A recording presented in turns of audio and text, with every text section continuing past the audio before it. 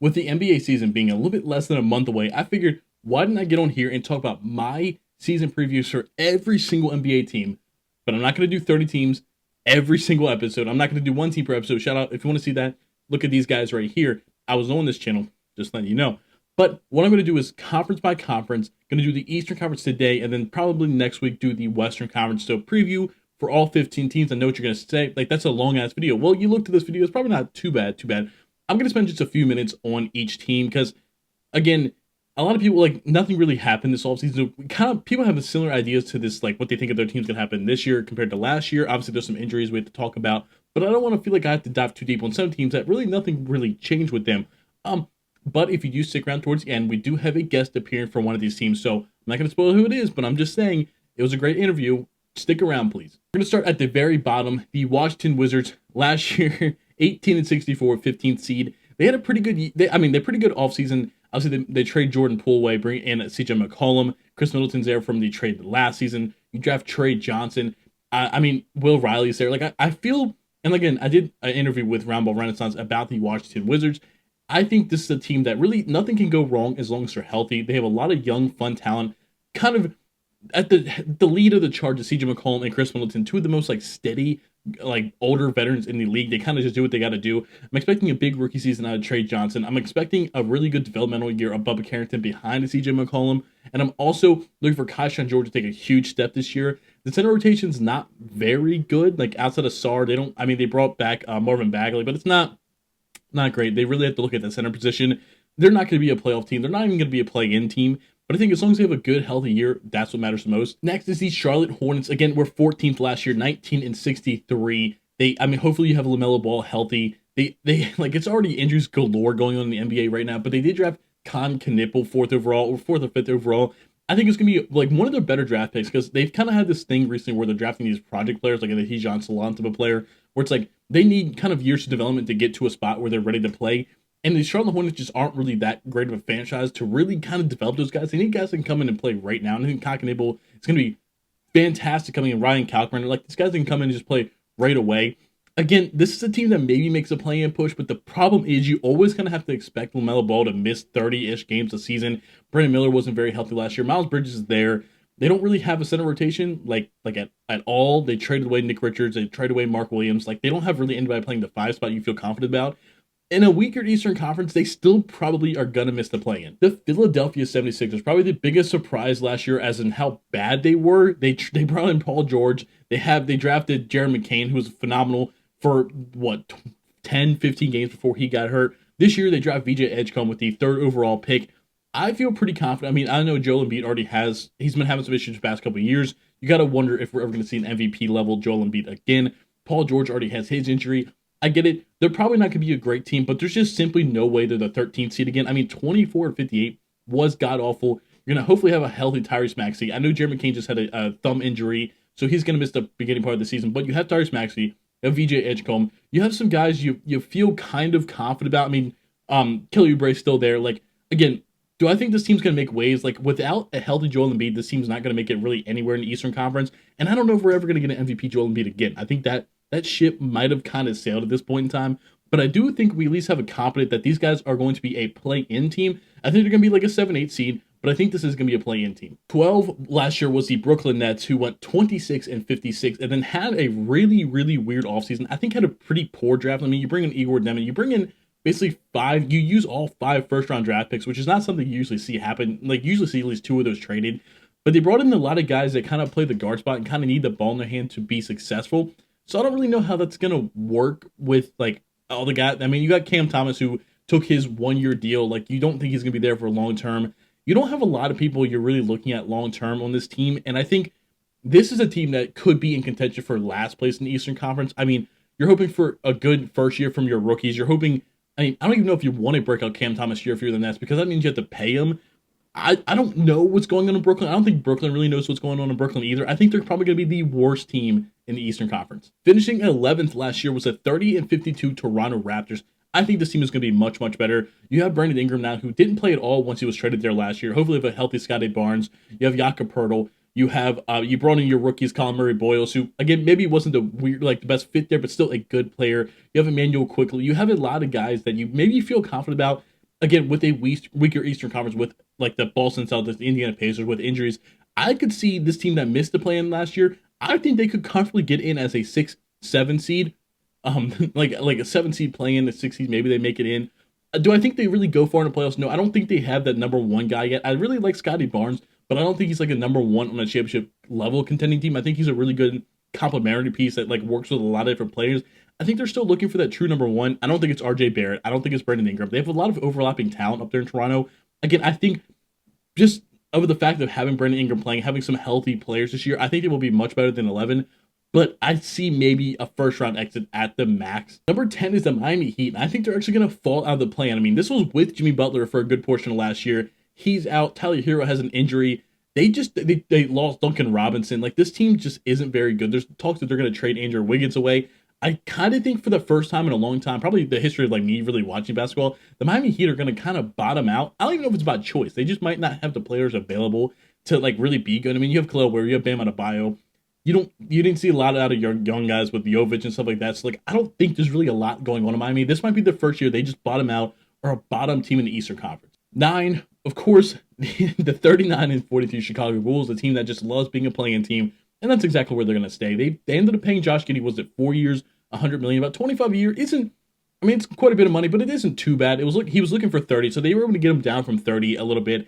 I think it's a little bit more fair for Josh Giddey. They draft Noah Senge this year, who I think is just going to be kind of a complimentary piece. You're hoping they finally move on from Vucevic at the trade deadline because he's just been hanging around for about 2 years too long. But that's kind of the mantra of the Bulls.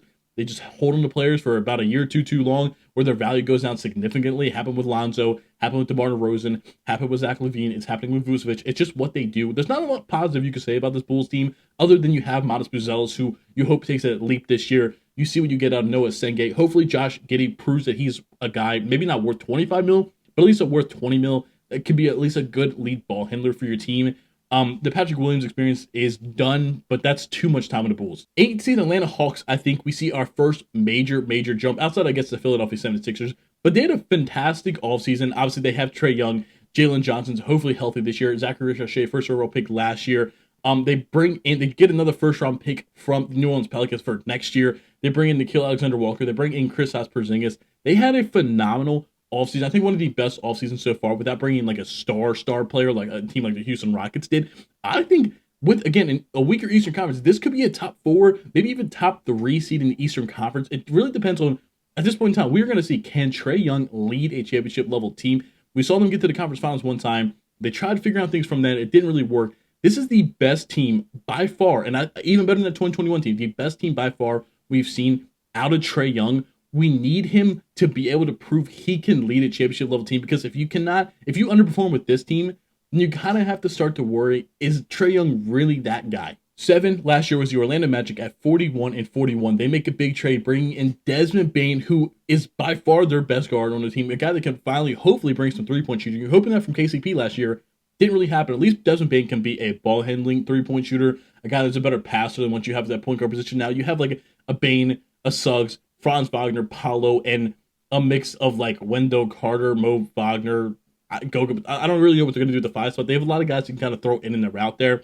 Jonathan Isaac can even play some 5 minutes, but like, it really is going to be another year of, can you guys finally be a top 15 offense?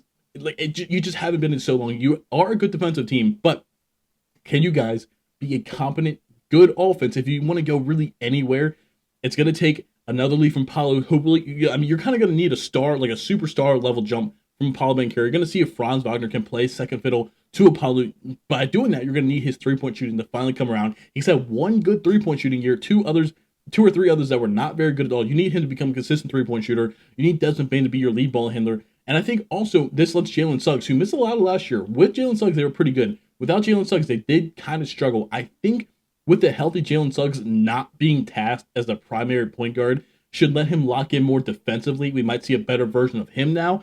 I'm excited for the Orlando Magic. Again, they probably are still going to not be a top 15 offense, which is going to be a struggle for them. But it's something they're definitely going to have to figure out. I feel pretty good as this is a certified play off seed. Not play in, they're going to be a top 5 seed. 6th last year was the Detroit Pistons, 44-38, a team that had a very interesting offseason. They lose Tim Hardaway Jr., they lose Dennis Schroeder. They bring him in with like a Karis LeVert and like Duncan Robinson because they lost Malik Beasley, obviously, with that whole situation. I think they did get a little bit worse this offseason, but not worse enough that like I think it's really going to impact anything. You're hoping for another jump from Cade this year. You're hoping for a healthy year from Jaden Ivey and see if him and Cade can really be the backcourt of the future. You're hoping Asar Thompson can take a kind of a leap. You see with Amin Thompson, you're hoping his brother Asar can make maybe not like the same type of player leap, but can still take a leap into being a more impactful player without being able to shoot the ball. You're hoping for another leap from Ron Holland this year. Jalen Duren, obviously, there's a lot of young guys you're hoping kind of take a step this year, and they don't really quite have the veterans to hold accountable as they did years prior. I think they're still gonna be. I think they're gonna sit around at 5-6 seed. I don't think they're gonna get much better. I don't think they're gonna get much worse. 5 seed last year was the Milwaukee Bucks at 48-34, and this is a team that got substantially worse. They bring in Miles Turner. That doesn't make you worse. No, but you waived Damian Lillard to bring in Miles Turner. I mean, I know Dame wasn't going to play at all next year with his Achilles injury, but it's still, like, I don't think bringing in Miles Turner is really going to change much when now your guard rotation is Kevin Porter Jr., it's Ryan Rollins. There's just not a lot going on. Oh, they did bring in Cole Anthony. I did forget about that. They did bring in Cole Anthony, which should help a little bit. But outside of Giannis, this team is really, really bad. This is probably going to be one of the most impactful individual Giannis seasons we've ever seen because he's just going to have to carry the entire offense on his back. And I think because, again, the Pacers and the Celtics are going to be worse this year, I think the Bucks are going to stay in a top 5 range. But I don't see this team being serious contenders until they can get Giannis finally somebody that can be a good second fiddle to him. 4 last year was the Indiana Pacers, 50-32, made a crazy, crazy run to the NBA Finals, but then unfortunately lost Tyrese Halliburton to an Achilles injury. Not going to play it all this year.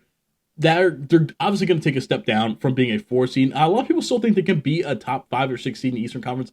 I don't quite believe that. You're hoping from a big step up from Andrew Nembhard, from Benedict Mathurin. You're hoping Pascal Siakam can really take over as the number 1 option. They don't really have the center spot's still in a weird spot too because they lost Thomas Bryant, they lost Miles Turner. The problem with the Pacers I have, not that I don't think they're going to be good, is that you're relying super, super heavy on like high level jumps from guys like Andrew Nembhard and from Benedict Mathurin. Like you're like, oh, I want what Andrew Nembhard does in the playoffs. I want him to do for 82 games in the regular season. It's like I don't know if you can really bank on that being why you're going to be good next year. And because of that, I do think I think this is going to be a play-in team. They could make the playoffs out of the play-in, but I don't see them making it past the first round. But then who knows? This Pacer team just kind of has some of that magic. 3 seed last year was the New York Knicks at 51-31. I mean, they bring in Jordan Clarkson, they bring in Malcolm Brogdon, they bring in Gershon Yabusele. They had a really good offseason just bringing in role players to kind of fit around what they have. They still have Brunson, Bridges, OG Anunoby, Josh Hart, Cat, Mitchell Robinson, Deuce McBride. They still have a lot of pieces from last year, and they added some pieces. I think this is going to be the second best team in the Eastern Conference behind only the Cleveland Cavaliers, who I'm going to mention here very, very shortly. But I think this should be the second team in the Eastern Conference. And I think if they don't make the Eastern Conference Finals, I think it's a huge, huge disappointment. It is a first-year head coach with Mike Brown, so maybe you want to take that into account. But they have the players. They have a superstar in Jalen Brunson. They have a star in Cat. They have a lot of great role players in Mikal Bridges, OG Anunoby, Josh Hart. They have so many of the pieces right now that I'm hoping with a new coach and, again, a weaker conference, they have to be Eastern Conference Finals minimum. And then the 1 seed last year was the Cleveland Cavaliers at 64-18. And I know I skipped a team, but like I said, we have a guest, so hold on your horses. We will get to them. The Cavaliers this offseason bring in Lonzo Ball. They lost Ty Jerome. I don't really know. They're still trying to figure out that 3 spot because obviously Max Strus has been going. Isaac Okoro is now a Bull. They're still, again, I don't really know what they're going to do with that 3, but you have Darius Garland, you have Donovan Mitchell, you have Evan Mobley, you have Jared Allen. That is a really, really fantastic 4 out of 5 player option. You have an all-star level player in a Darius Garland, made an all-star team, Jared Allen. Hey, Evan Mobley, rating DPOY. You're hoping he takes a bigger step in the offense this year. You have Donovan Mitchell, who is your star player, your number 1 option. I think this team, again, 164 last year. They got off to a crazy, they won 14 or 15 straight to start the season last year. I don't think they're getting off to that high of a start. They might not be a 64 win team, but I still think they should be the number 1 team in the conference. They are the most talented team in the conference. And I think, again, kind of like I said about the New York Knicks, if you don't make the Eastern Conference Finals this year, it is a complete bust of a season. And I think it's when you have to start looking at the backcourt of Donovan Mitchell and Darius Garland and figure out what the hell is going on now. Because the really only true threat you see right now is the New York Knicks. Obviously, there's always going to be a team or two that's going to come out and surprise everybody, and we'll see who that is this year. But I think Cleveland Cavaliers, Eastern Conference Finals, minimum. And last, but certainly not least at all, is the Boston Celtics. And I decided, you know what, for a team like the Boston Celtics, I would bring in my friend, a Boston superfan, Levi. How you doing, man? I'm doing all right. How about yourself? Good, good. I said at the start of this video that we were going to have a guest if you waited till the end, and boom, you are the guest. So I hope you're excited to be what everybody's been looking forward to the whole video. Hell yeah, man. I'm excited. But I figured that, because we're good friends, you love basketball, I talked to you about the Boston Celtics because they're going to have a very interesting season. I think the consensus on the Boston Celtics is kind of all over the place. Like, it's not the typical, our star gets injured, so we're going to be bad. It's like, no, there's a chance they're still a playoff team. And I think it's kind of super interesting the way they're in that, like, middle ground. So I thought we'd just talk about the offseason and then what we can kind of expect for next season. So, again, if you talk about the offseason, they bring in Chris Boucher, a free agent, Luka Garza, free agent, Josh Vanot, free agent, and they trade for Anthony Simons. They drafted Hugo Gonzalez, Amari Williams, and Max, is it Shulga? Shulga, I believe is how you pronounce his last name. I believe so. And then out the door was J.D. Davidson. They let him go. Drew Holiday was traded. Luke Cornett left. And then Kristaps Porzingis was traded. And then both Torrey Craig and Al Horford are free agents. But I'm pretty sure Al Horford is supposed to be signing with the Golden State Warriors, so he is probably going to be gone. So how do you rate their offseason? I'm overall. I'd give it a B. Mm-hmm. I give it a B. We lost some notable pieces, but at the end of the day, we did get Anthony Simons. We re-signed the guys that we needed, and obviously we had to get under that third apron. So we made the moves that we needed to make. Yeah, exactly. And I mean, of course, obviously, you didn't lose him long term, but for the season, you are losing Jason Tatum with the Achilles injury. So this is going to be almost a completely different look Boston Celtics team week or game one of the season versus what we saw last season. Are there anybody that you're kind of excited to watch play basketball this year? Neemias Ganta, I think that's how you say his name. Okay. The 7-foot center, I believe from Utah State. He's a tenacious rebounder. He can protect the rim at a high level. He's an energy guy. He can catch lobs. He's basically the center that this Celtics team kind of needs. Obviously, he can't stretch the floor like Kristaps, like Al Horford, like Luke Cornett. Well, Luke Cornett could, but he didn't utilize it. Yeah. But I think being that high energy guy, I think he's going to fit well into that 5 spot. Mm-hmm. And then I'm also excited to see Peyton Pritchard in the starting role because presumably Anthony Simons is coming off the bench. Peyton Pritchard is going to start. And I don't see a lot of situations to where Peyton Pritchard and Anthony Simons are sharing the court together because they're both smaller guards that aren't that defensive, don't have that defensive capability. Yeah, for sure. And I mean, you look at guys you lost in J.D. Davidson, Drew Holiday, Luke Cornett, Kristaps. Which of those do you think, obviously, I'm assuming it's not J.D. Davidson, but which of those do you think is probably the most impactful person to lose in the offseason? I'm going to say Kristaps. Okay. Kristaps, obviously, he's like 7'2", 7'3". He can stretch the floor. He can be a rim protector. He was kind of what this team needed. But then again, when it comes down to it, you can't pay 4 or 5 guys, $20+ million. And it just came down to he was one of the guys that had to be traded. Yeah, I agree for sure. I mean, Drew Holiday, he's been known as one of the best perimeter defenders for his entire career, but the past probably 2 years, I'd say you've seen a significant step down in just his playability. Just his offensive side of the game has really fallen apart. He's gotten slower, but yeah, Kristaps is definitely a huge, huge miss. I'm actually excited to watch him in Atlanta. But between the draft, between Hugo Gonzalez and Amari Williams are the two I think are really going to have, I don't want to say significant, but are the two going to play probably this year? Are you looking at either one of them to kind of step in and make an impact right away? I'm looking at Amari Williams because he has playmaking potential from a big man. He can rebound. He can finish inside. I just think he needs a year or two to develop more. But then again, with how the center rotation is looking, he might see some play time, or he might actually get a decent amount of play time this season. Yeah, I agree. I think Hugo's a guy that I think just you're going to need some wing minutes. He's going to get as a wing. But yeah, no, I agree. The center spot for the Celtics is like you're hoping NQ is good, but it's like it's kind of wide open for anybody to kind of take the spot if they play well enough. So I think, like you said, Amari Williams could bring in that kind of playmaking 5 ability that, again, maybe in another year when you have Tatum back and you have Brown back and kind of have a team set and ready to go, a guy that can be a playmaking 5 could be super, super huge for them because, I mean, the Celtics don't really, and haven't for a while, had like a playmaking point guard. Like they've just kind of ran point forward with Jason Tatum, which, I mean, has worked out. But like you look at a lot of their guards, what there was Drew Holiday or Derek White, they're not really like point guards anymore. They're kind of combo guards because it's like we have Jaylen Brown handling the ball, we have Jason Tatum handling the ball. So a guy like Amari Williams that can also do the same thing. We just kind of fit the culture. Now, like I said before, the Celtics are a team that's like in a weird range because like obviously no Tatum, no Drew Holiday, no Kristaps. This team's obviously not going to be the 61-win team it was last year. But again, if we get a healthy Jaylen Brown season, this still could be a potentially playoff team in the Eastern Conference. Like, what do you think the floor, like if they really bottom out and go all like that is, and what do you think the ceiling is if they all play at their highest level? I think the floor they bottom out is going to be around that 11-12 seed. Mm-hmm. Because, I mean, even if they do play bad, you still have some of the names like Derek White, I think, is going to take a jump offensively. Jaylen Mm-hmm. Brown is going to do his thing. Peyton Pritchard is still going to go get buckets. Obviously, Anthony Simons, presumably off the bench, is still going to get you some buckets. So even if it's at the barrel of the worst, granted, we are in the Eastern Conference, so I'm going to say around that 12-11 spot. Yeah, because I mean, you look at it, they're still like no matter how bad they are, they're probably going to be better than the Wizards. Probably going to be better than the Hornets. Like there's a couple teams at the bottom of the East that are just much worse, and you probably are not going to lose more games. Then, I mean, what are you hoping for? So you kind of gave what you think, but what are you kind of hoping for as a Celtics fan? What I'm hoping for is, honestly, it's not going to sound good coming from me, but I hope for, I'm not going to say a tank season, but I'm hoping for that 10 seed, 11 seed to where we can get a really good draft pick and then presumably then take a point guard or a center or combo a trade with Anthony Simons or just do something to then bolster us up a little bit more and get us ready for another title run because I love NQ and I love Amari Williams coming out of, I believe, Kentucky. But I don't think they are championship winning centers, if that makes sense. No, I 100% get it. So my last question, just something I thought about. If you could pick one player that's going to be an all-star this year that's not named Jaylen Brown or Derek White, who's it going to be? Peyton Pritchard. Fair. Just putting up a lot of points. Peyton Pritchard. Yep, he's going to be tasked with scoring. And I think given the role of the point guard, obviously Jaylen Brown and Derek White are going to be running so-called point ball handler. But I think Peyton Pritchard is going to take another step. I think he could touch or get over 20 points per game. I think he's going to be around that 20 points per game mark, maybe about 18.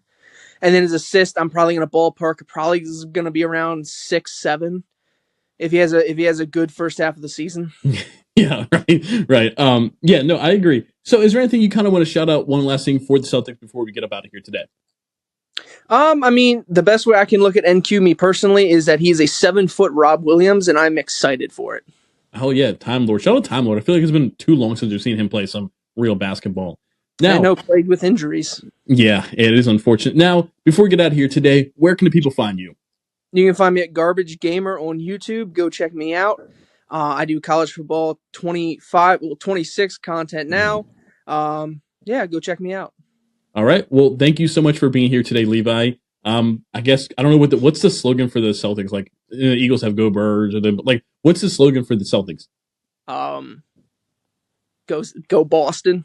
Go Boston. All right. Go Boston. Well, I guess that's what it's going to be. Go Boston. I appreciate you guys watching this episode today. Next week is going to be the Western Conference preview. We're going to see how the feedback is on this video. We'll change up some things. Also, my background looks way different. It's really blank right now, I know, but I am working on getting some stuff in the background, trying to spice it up a little bit from just the sweatshirts. You know what I mean? I'm trying to build a better thing. So just give me a video or two to get through and you'll understand. I appreciate you guys watching this video. Please go and hit the like button, subscribe button. We're on the road to 1,000 subs, and I can't do it without each and every single one of you. But I'll see you guys later.